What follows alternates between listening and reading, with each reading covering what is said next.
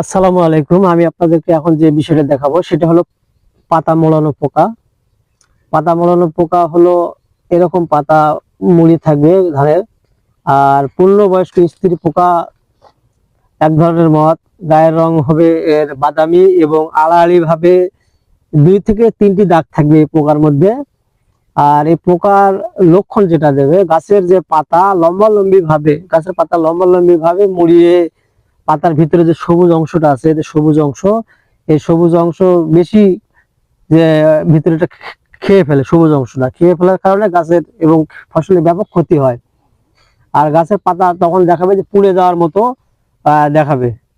তাই এর নিয়মিত প্রতিকার হিসেবে আমরা অবশ্যই জমি নিয়মিত পরিদর্শন করব এবং জমিতে যে আমরা সাধারণত পার্সিং যেটাকে বলে লাইভ পার্সিং এবং ডেড পার্সিং। লাইভ পার্সিং হলো আপনার হলো যে এক ধরনের যে গাছ, লাইভ পার্সিং এক ধরনের গাছ পুঁতে আপনার হলো সাধারণত দেয়, এবং ডেড পার্সিং হলো বাঁশের কঞ্চি বা বাঁশের ফাটিয়ে জমিতে দেওয়া হয়।